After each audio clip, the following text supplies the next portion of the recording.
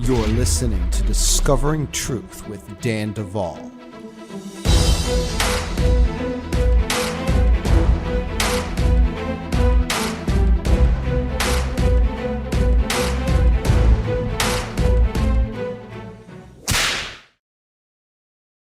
Well, friends, we're back for another episode of Discovering Truth with Dan Duvall. And again, I am in the tech lab of Alex Valero. So for those of you watching on Rumble and on YouTube, you'll notice the green behind us. Now, my guest today is here live in Katy, Texas for the second in-person interview I'm really doing ever, at least here in Texas. And her name is Cheri. Now, Cheri was introduced to me years ago. She is a survivor of satanic ritual abuse, government mind control projects, and has been exposed to the worlds of the mafia. She has Russian stuff, Chinese stuff, alien experiences. I mean, she has a story that is going to shock. And well, at least some of you. The rest of you, you're ready. And, you know, Cheri, I've been running with this line. It's like, y'all ain't ready. Right. But you were born ready. I was born ready. You were. And some of these people have been, I've been learning that some people are ready. Right. So we're going to talk to them like they are ready. All right. Yeah. Awesome. Yeah. Because Cheri, I mean, I'm telling you, friends, she is a hero, but wow, is her story incredible. And so we are going to dive right in. First of all, thank you for coming to Katy. Thank you for having me. Yeah. So thank you. So I just want to tell them, I do feel to preface this because I feel it's really important that I haven't listened to anybody's stories. I haven't listened to podcasts. I haven't watched anything. I haven't read anything. So all of this is memories and things that have come up in sessions. And so I know it's real. And so it gives me great confidence to be able to tell you that if you think you're crazy, you're probably not. So I always thought I was crazy. So. But we know you're not crazy. Not anymore. Well, Cheri, you know, I was introduced to you years ago. And basically, we got to pick up and do some sessions where another ministry had left off. Right. And from that point, you have grown leaps and bounds. First of all, I just want to applaud how far you have come. Thank you. Because the Cheri I'm talking to today is not the Cheri I met. Right. Not even a little bit. Right. And that is a testimony to the power of Jesus Christ. Amen. Amen. That's the other thing I want to say is I could never do this on my own. It is the power of the living God, and I am really grateful for this whole process. A lot of people, I think, get really frustrated with the process or how long the process is, but I would not know God the way I know him, and he has shown up for me time and time again and has loved me when I so unlovable I didn't love myself, and he has been he's been my redeemer, he's been my healer, he has rescued me, and I am grateful. And I'm grateful for this ministry because people couldn't help me. There was no help, and I'm really so grateful for this ministry. And I would not be where I am. And I just thank you, Dan, for everything you've done for me, and for Alex too. And thank you, everybody. So. Wow. Yeah, so I'm really grateful. I want you to know that. It means the world to me. And I never thought that I could sit here and not be fractured and not be disassociated and not have 80 million parts that are vying for attention, or not be drug addicted or in mental institutions. And I'd like to say I'm kind of normal. I don't know that I'll ever be all the way normal, but I'm more like a normal human being. And so that never was even a concept. But now the fact that I just remember my days, and it's amazing. Like, I remember my whole day. Wow. I remember yesterday. And like, that's huge because I didn't. Anyway, so just life is different. Life has hope. Like, I didn't have hope. And now I can look to the future to be like, okay, like, wow, like God has brought me this far. Like, the sky's the limit. Like, imagine what I can do to help other people, because now I'm not all screwed up and I'm not just living moment by moment and not remembering last month or last year or the things. And part of the thing I want to say is I'm still remembering things and I'm still missing years of my life. And so I guess talking about life, I guess we can talk about the beginning. I think that's a great idea. Okay. Because our audience is just now being introduced to you. This won't be the last time we have a chat. Thanks. But it is the first. Right. So let's start with conception. Okay. What happened?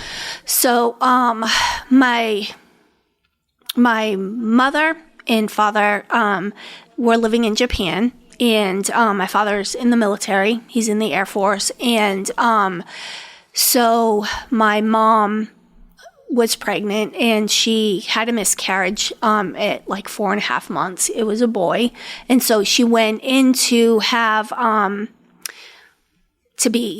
make sure the baby was gone and all the, everything she was cleaned out. And what happened at that time was they implanted her with me, and it was on purpose. It was, I was basically mixed together in a petri dish.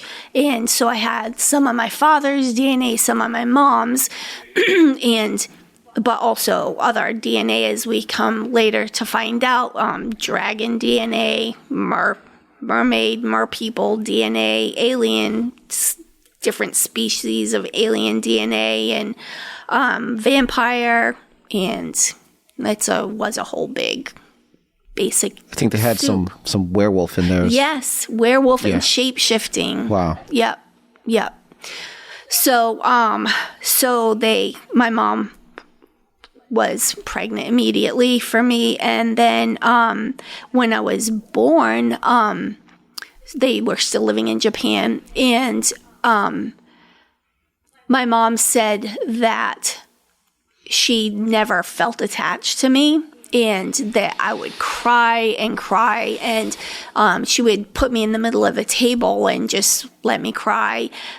But one of the things that I remember even back then was I was seeing demons and I was being tormented. And one of the things that has plagued me my whole life is the lack of attachment to my parents, neither my mom or my father. And then I later had a sister.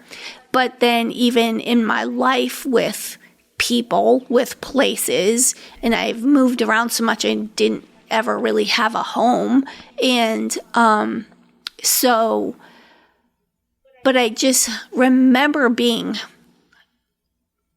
tormented like from day one. And then my mom had a woman in Japan who helped her out, and so she was called Mama-san, and she would take me as an infant to the different Japanese temples, and she dedicated me to other gods, which that's a huge open door to the enemy to have a legal right to come in and do whatever in your life, and it's a big hot mess. And so then things just got worse and worse. And like the whole thing about my father, like he always hated me, and I love my dad. I loved him. I wanted him to love me and my mom, but have my mother love me, but that even to this day still hasn't happened. And God has healed my broken heart. And so then we after Japan, we went to Las Vegas, Nevada. That's where my sister was born, and we lived right near Area 51. Was that a military move? Yes, it was a military move. Okay, yes. So your dad was restationed. Yes. And so you guys, as a family, were now here. Right. Now, with this in mind, just coming back to the conception event. Right. I just want to say something for the listening audience, and this is a type of memory that is not unique to Cheri. I've met actually individuals over the years, like many, right, that have gotten the memories of being formed in a test tube, in a laboratory environment, right, and then there's an implantation event. Right. Sometimes it's during a ritual conception. Other times, other things are going on. And what I want to just say to that is there's a reason why this is happening. Right. And happening more and more. And what the kingdom of darkness works on is a principle leaning into iniquity. Right. They know that they need iniquity in the bloodline in order to pull certain things off. Right. Certain types of iniquity allow for certain types of power, right, and certain types of utilization of an individual. So the man of sin, the son of perdition, the Antichrist, is basically the perfection of iniquity, right, through human agency. But along the way, within the New World Order structure, they want certain people with certain iniquity foundations, right, in order to do certain things. Right. And what they realized is they don't have to breed two people with certain iniquity backgrounds together anymore to right, get what they want only. That's not what they're limited to. Right. They are engineering the kind of iniquity foundation they are looking for, right, in individuals. And so they're modifying the DNA right out the gate before implantation, because when that other DNA is wrapped in, then that is the insertion of types of iniquity that right, it's not even human iniquity. Right. Allowing for certain powers and abilities. And we'll get later to some of your powers and abilities, because right, you could shut down whole power grids at times. Yeah. But we'll get there later. But there's a reason why. It's a science, and it's intentional. It's diabolical. Right. It's real. So with that, we're moving. Right. You are in Las Vegas. Yes. What did that mean for you? So when we moved to Las Vegas, that's where my sister was born. Yeah. One of the things that I remember very clearly, and this has stayed with me up until very recently, so this is really important. So every time I would go to bed at night, and like I just said, it just stopped like the last couple years of this happening to me. So every night I would go to bed, I would feel bugs crawling on me. And it was like spiders, ants, whatever, but mostly spiders. And I would be in bed and I'd be terrified, and they would I would feel them crawling in my ears and my eyes and up my nose and down my throat, and I'd be like choking. But I couldn't do anything about it because I would be frozen in terror, because I could see a figure in my room. It has been with me. It had been with me my whole life, this big black figure, and I could hear him or it breathing, and I was so more terrified of that thing that was in my room that was just you could feel the evil. And I would remember I was such a little girl, and I would be like sweating. And then finally with the bugs, like I couldn't take it anymore. And then I'd jump out of bed and rip the covers off and be looking for the bugs, and they weren't ever there, but it was always I could feel them, and it was horrible. And I think one of the things that they do to you, like that, is like you are in a constant state of terror. You're in a constant state. You don't have equilibrium. You don't have peace, even like from the beginning. And that's one of the things they do to you, so that you don't know what normal feels like. The fear, the terror, the unease, lack of sleep is always there. Like my whole life I've been sleep deprived, and that does things to your body. And then being in constant fear and terror is a thing. Like your adrenals get shot. You end up like with a lot of physical issues, and because of it. And just that was a constant. And then and then talking about the fear, I remember that my parents bringing me to this place, and it was like a preschool because I was only 3. And then I was so terrified to go to this place, and they would literally have to like peel me off my mom's leg, and I would be crying. And I would go into this place and then come home. And so this is really important, because I remember doing stuff at the kitchen table and my mother saying to my father, you are a traitor to this company, to this country. You are, you're a traitor. Like, you are a horrible person. And my father, I remember distinctly, they were arguing behind me, and I remember he said, "Oh, you're not going to think I'm a traitor much longer." And so I know that whatever they did to my mom, like programming, so she was on board with what they were doing to me. So basically, my father, who was in the Air Force, sold me into government programming, government programs. And so while I was at the table hearing them argue, I'm learning Russian. I was learning Russian, how to read and write and speak Russian before I could even knew how to write in English. And I was dismantling and putting together weapons at 3 years old, like just turned 3. And one of the things, talking about the DNA, was I excelled at everything I did. I excelled. And and to this day, I have a photographic memory, and I could just do things that most kids are learning to, like, jump rope or play in a pogo stick or, learn how to ride a bike. But I was already far advanced than all of them. And one of the things I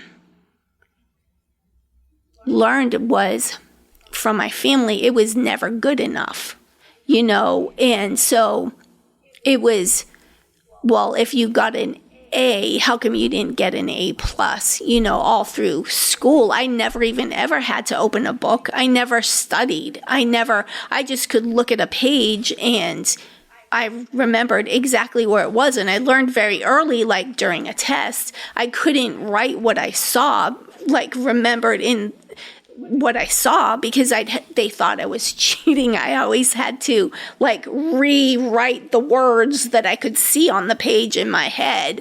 And so they wouldn't think I was cheating. But then, like, when my sister was born, it's so weird because we're so opposite. Yes. And she was loved.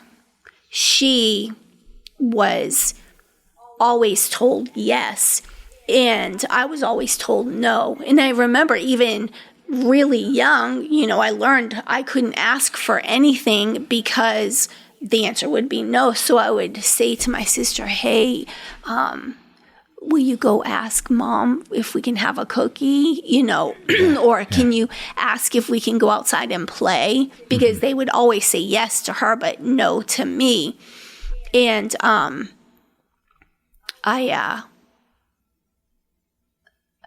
didn't know what was wrong with me. I always thought, like, how could I be better? Like, what is wrong with me that they don't love me? And throughout my whole life, even adult life, like, I would see the relationship my mom and my sister had, and I just remember, like, looking and seeing my mom and my sister, like, laughing and giggling, and I always was an outsider, and I never felt like I had a family. I never felt like I belonged. Like, that word belong used to make me weep because I didn't belong anywhere or with anybody. And we moved so much that I couldn't even attach to a place. And I was really shy and I didn't make friends well. And then I always looked different, because we went to, different countries and different places. I always looked different, had the wrong accent, the wrong look. And I was so ashamed of myself my whole life. But then there was this other part of my life that I excelled and I was amazing at. And in one of the things that came up in a session with Alex was how you could earn, like, jewels. You could earn, and how I always loved the color red, and it was because the first things I was earning were rubies. I was earning rubies, and then you get really good, and they make it so you're competitive with other people during training and stuff like that. And I was earning fistfuls of diamonds, fistfuls. And, like, they were nothing, like, but you earned them and you excelled, and, like, just, that's crazy. Like, the jewels that they do that. So then after Las Vegas, we moved back to Massachusetts, and So back to Massachusetts, that means your parents were going back. But this was your first. And that's where they were from. And besides being unloved and told no often, right? Was there other mistreatment that your parents were beginning to? Yes. So I knew we were going to talk about this, and I already cried. So I'm okay. I already cried about this. My father he was very abusive, and he would beat me. He would, and it would be for nothing. He would say I would be sitting at the kitchen table. He would just walk in, and I would be doing my homework or something, and he would literally, he was a big man, and he would just knock me off the chair, and I would like fall on the floor, and I was always really tiny, and so I would be like, what was that for? And he's like, because. And I would stand up, and he did this until I left at 14, but he would then knock me down again, and I would stand up, and I would have a bloody face, and he would knock me down again, and I always stood up, like I always did. I always got up, And I'd be like, I don't understand why. Like, and he would be like, just stay down, just stay down. And I'm like, I would just stand up every time. And I was like, he's like, it's working. Like, he would say it's working. And I didn't understand what that meant, but it was to teach me, like, toughness, but to be able to withstand, physical torture, well, at that time it wasn't torture, but at that time it was just beatings. But more than just what the physical stuff was, it broke my heart. Yeah. Like, I loved my dad. Like, and one of the things that he used to do was he would separate me from my family. I would get grounded for some small infraction, and I would be sent to my room, and no TV, no books, no music, nothing. And I wasn't allowed to eat with my mom and my sister, with them as a family. I would have to come down after they all ate, and I would have to clean up the kitchen, do the dishes. I became anorexic, and just they weren't allowed to speak to me. I was always shunned. Like, I was always not even allowed to be with my family. And then one night, I had fallen asleep, and I didn't hear my father call me to come down and do the dishes. My mom and my sister had left, and he came upstairs, and he dragged me out of bed by my hair, dragged me down the stairs and then out into the front yard, and it was pouring raining, and he used to have steel-toe boots, and he kicked the living crap out of me. Like, I was, like, I'll never forget, like, I couldn't move. I was, like, bloody and muddy and broken, and just, and everything was always like a shock, like, and how he was too, was if he came in the morning and he said, get up, if you weren't, like, standing at attention, he would rip the covers off, and he'd grab you by your ankles and, like, yank you out of bed, and, like, you'd hit the hardwood floor. Like, I can't tell you how many concussions I had, but it was a shock. And, like, the hypervigilance of waiting for the stairs to creak for him to come upstairs. And I just found out a few years ago that a problem that I had my whole life, I was constipated, like chronically constipated sometimes, and this is not an exaggeration. I could go 2.5 months without going to the bathroom one time.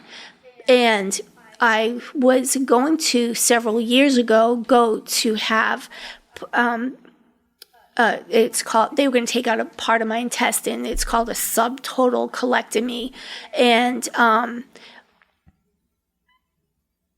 the reason they were going to do that, because I was actually so constipated, I was vomiting feces, and that was like horrible and embarrassing. And I was always so embarrassed about bodily functions, and I didn't realize until the doctor, I had started seeing this doctor who was going to perform the surgery, and when they were doing the testing, they put a probe up you, and I remembered what my father did to me. And so since I was a little girl, my father sodomized me, and he would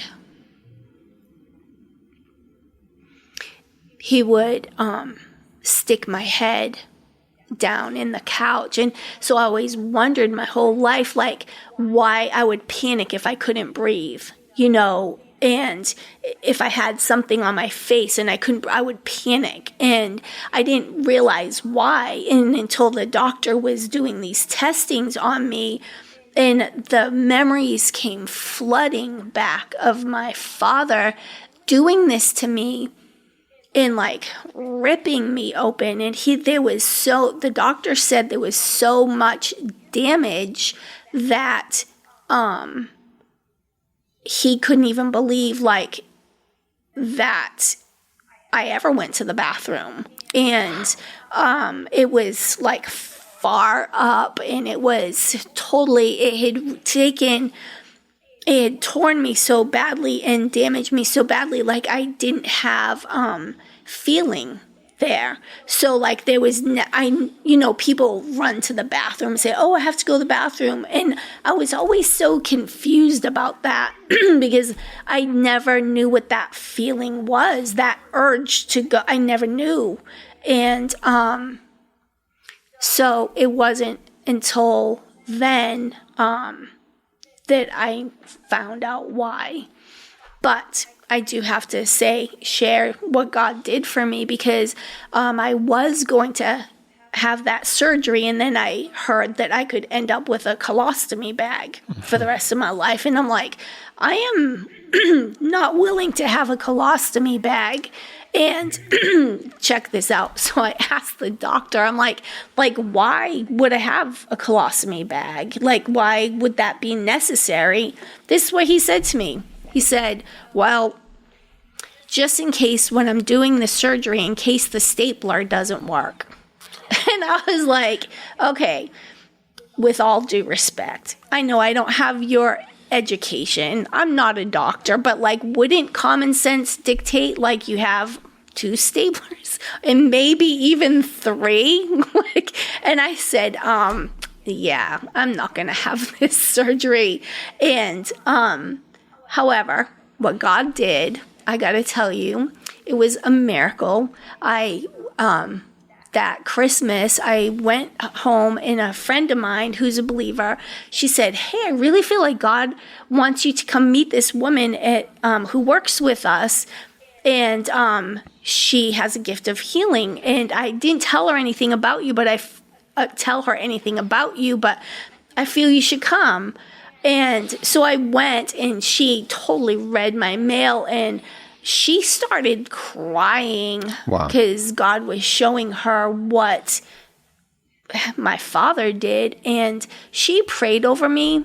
God healed my heart. Wow. But the next morning, I was out to breakfast with my mother, and all of a sudden, I had this weird, strange urge, and I was like, what is that? Like, I was completely confused. It was so foreign to me, and I was like, oh, I think I have to go to the bathroom. Like, it was so weird. And then I'm happy to announce to anybody who really cares, not that anybody would care, but I have gone to the bathroom every day since, and sometimes 2 or 3 times a day. And it is so liberating to, first of all, be healed. And the second is to not be full of crap anymore. And I honestly was hoping that once I wasn't so constipated and full of crap that I would have beautiful, sparkling blue eyes, but that hasn't happened yet.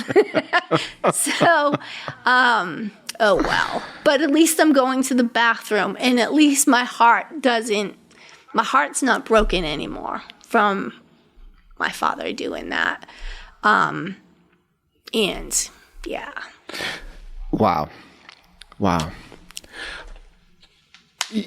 And I remember, because when we were doing work together, this was a conversation. Yeah. Like, I was actually there as you took this journey, from one side to the other. Right. I remember rejoicing when you made the announcement, like, this is working. Yeah. Like, you mean we're not going to have to do that surgery?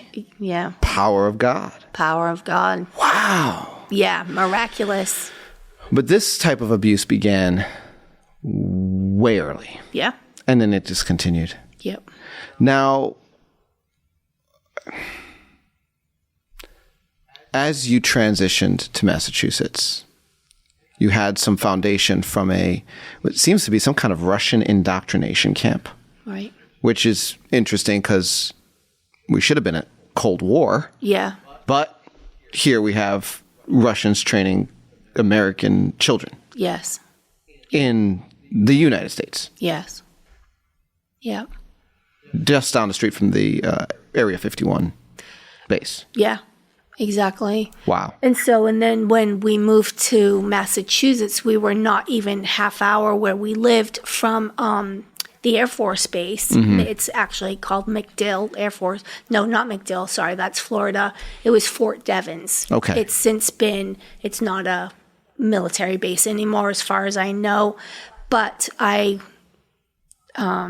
father had, I didn't know this was happening. This is part of being afraid to go to sleep. And then I was 10 years old when we moved to Massachusetts.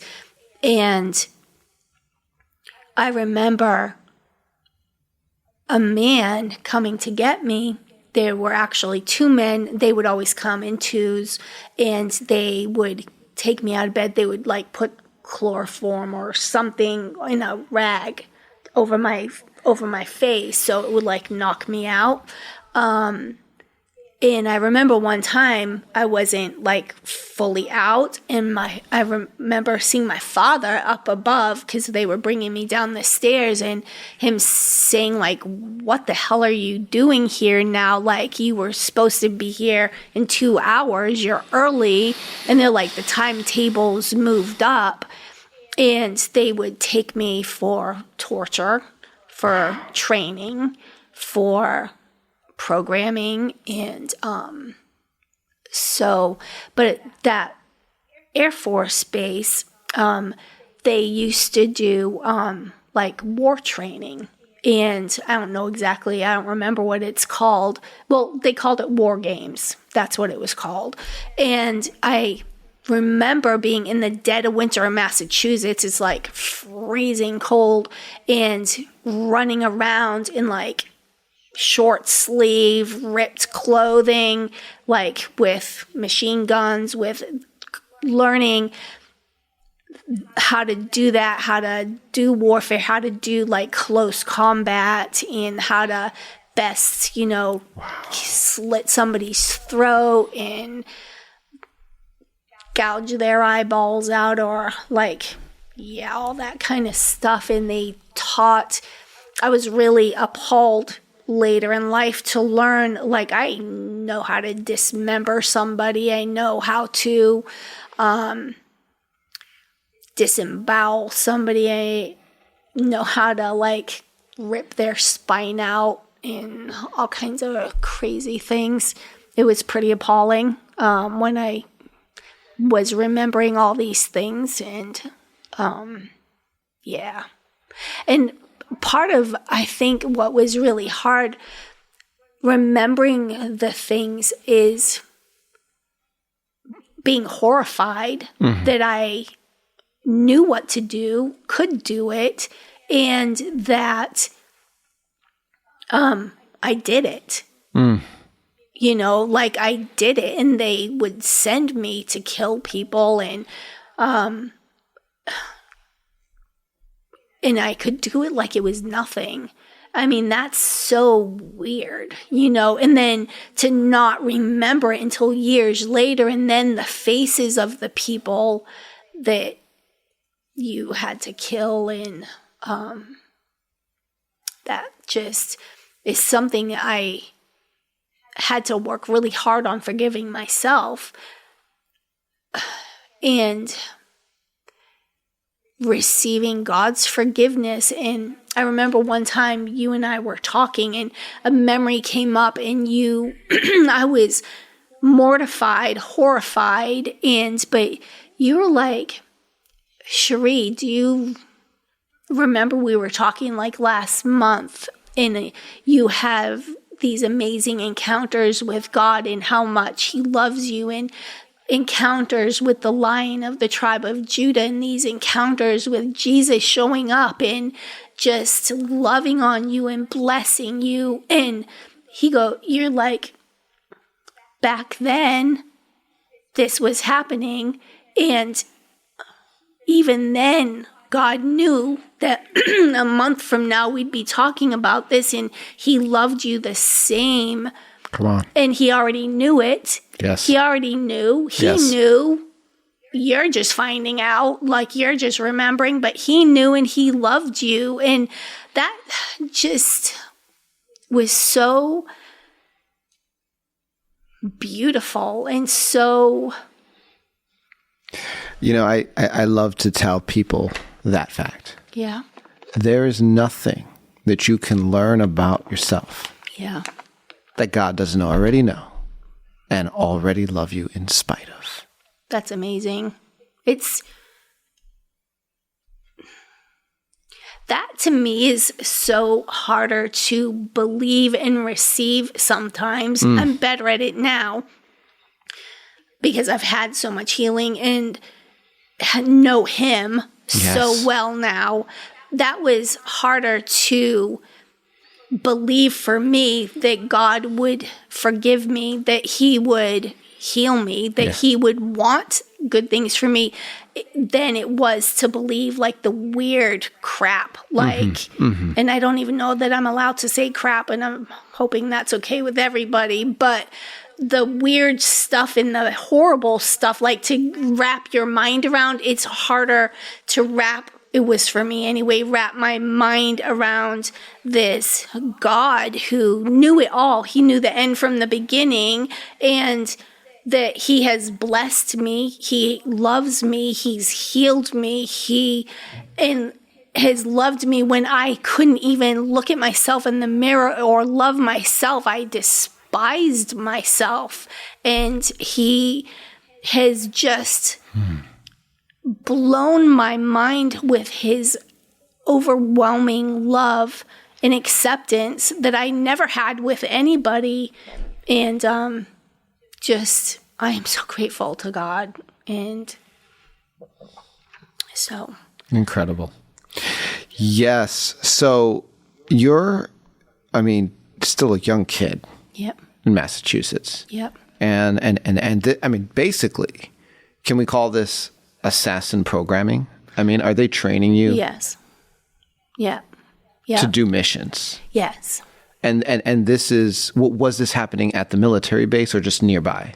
It was happening at the military base, and it was also happening there was a place down the street from us. It was called the Goodfellows Club, and I used to ride my bike by there, and there was like no windows in this building, and it was just like a door, and it was called and I remember having to go in there, and they would do all these like satanic rituals, and they would like drug you, and they would do really terrible things. But one of the worst things, they were like, if you don't come here, because it was down the street from my house, if you don't come here, we are going to do these things to your sister. Wow. And I loved my sister. And to this day, like, she has no idea how often they used her as, well, if you don't do this, then we're going to do it to her. And my sister has always been really laid back, mommy's girl. Yeah. And I knew she could never handle the torture, the abuse, the things that they did to me. And I was like, whatever you have to do, just don't hurt my sister, and that, like, the stress of that, and I was 10 when that started. I 9.5, 10 when we moved, and it started immediately. And and I know a lot of the people were Freemasons, and I know that they were Illuminati. And we were talking earlier about the bloodline, and on my father's side their name was Valois or Valois in French. They were a dynasty in France, and they actually started the Jacobite branch of Freemasonry, and they became so terrible that they went underground and became Illuminati, and the good, quote unquote, Freemasons despised them. They were so evil. And so that's the bloodline. And then also I found out bloodline, stuff, that they had the dynasty for, it was a few hundred years, and they had one of the royal men was supposed to be on the throne of France, and he was the rightful heir, and Joan of Arc actually helped him to get his rightful throne. Wow. He, in turn, betrayed her, and then that's how she got burned at the stake, is because of one of my ancestors. Look. Yeah, betrayed her. So look, curses come, people talk about curses, they come down generational lines. That stuff is legit, and, yeah, so. Wow. Okay, so in Massachusetts. Yeah. You were dealing with the military base. Mm-hmm. There was programming there. The Goodfellows Club. Yeah. There was also a Catholic school. Yes. I went to a Catholic school from the time I was in 5th grade. And I was so terrified to go to school. None of my family understood. Sundays were the worst day. I grew up in a Catholic family. And so my aunt paid for us to go to this school at the time. She was a nun. And my sister, who's 3 years younger than me, would take me by the hand and walk me to school because I was so afraid to go to school. And nobody was like, why is she so afraid? And Sundays were the word. I had this dread. And I think that the dread, I don't know if anybody can relate to this, but I had dread my whole life.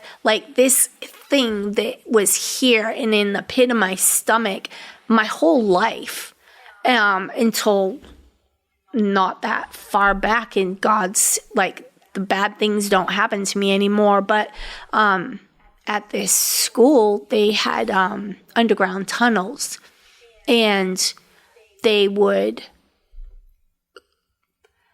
sometimes call you to the principal's office during the day, and you would be gone from classes, but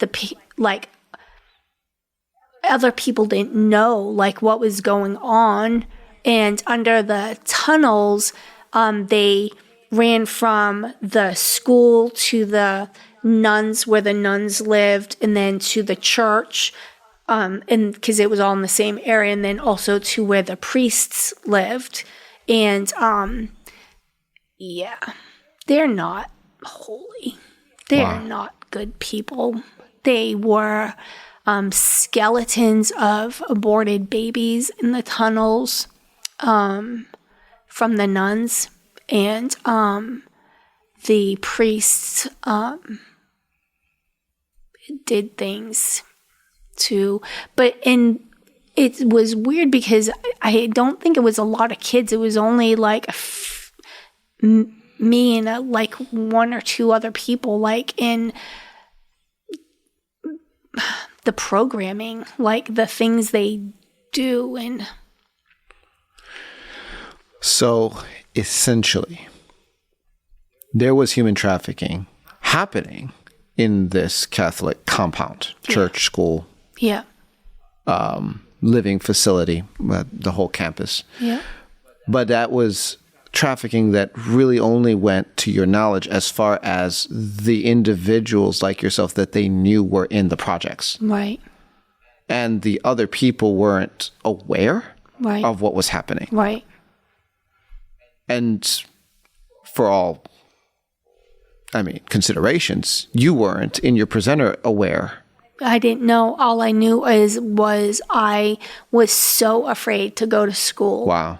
Like, so afraid. And that's, I think, when I stopped crying, because nobody ever listened, and I would be like, I'm so afraid, and nobody listened and just looked at me like, what the heck is your problem? Like, it's just school. But I was terrified to go. And I think that was around the time I stopped crying about anything. Like, I was 10 and I just stopped crying, stopped telling anybody how I felt. Goodness. And that more caused me to not feel attached to anybody, because I didn't have anybody who cared about me. The actually only person in my life who did care about me was my grandmother. And I remember she's with the Lord now, but I remember one time I ran away from home at 14, and apparently she was looking for me and had been praying and asking God, like, to bring me to her doorstep. And one night I showed up at like 2:00 in the morning, and I was bloody. My clothes were torn. I was barefoot, and it had been pouring, raining. And she was like, "You are my miracle. Like, God brought you to me." And I remember I was numb and didn't remember where I had come from, what happened to me. And I remember her like putting me in the shower and giving me food I hadn't eaten and like the longest time. And I had my grandmother. But the weird thing, what they do to you so you don't feel worthy, right? So my grandmother was so amazing and kind and loving, and she knew God, and I felt, and I didn't know why I felt this way, but I even until like she died a few years ago, I couldn't attach to her. I never felt I was good enough. I never felt like I could love her, and I avoided her because, like, she loved me. Wow. And I couldn't receive love at all. And it made me, and then I felt guilty, because she'd be like, "How come you're not visiting me? And could you come and visit me?" And I would go, but not like I wanted to, not like I should have or could have, but I felt like she was so beautiful and pure and lovely, and I was... Wow. I was not. So, but I am grateful for her. So, it's beautiful that you had that person. Yep. Yeah.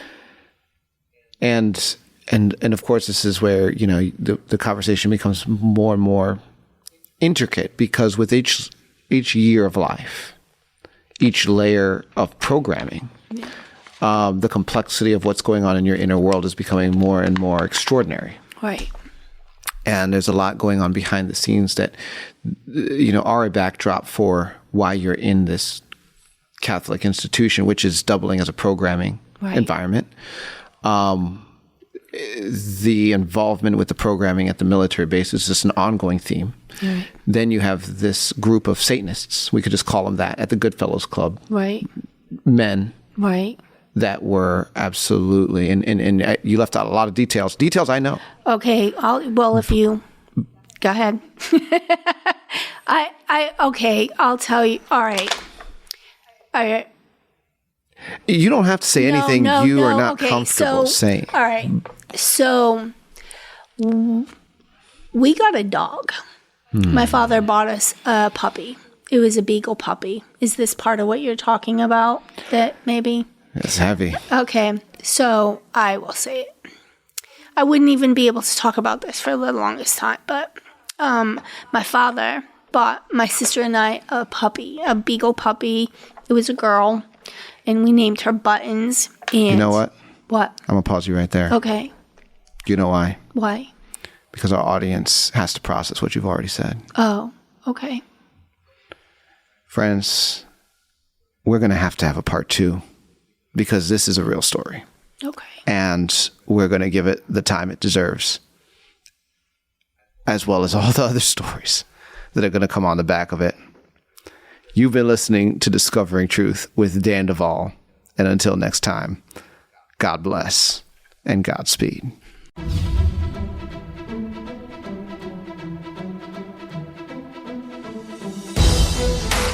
You've been listening to Discovering Truth with Dan Duvall. Visit me at danduvall.com, where you will discover merch, books, and the opportunity to engage in our private social network. Join the tribe by subscribing to our email list and supporting this podcast.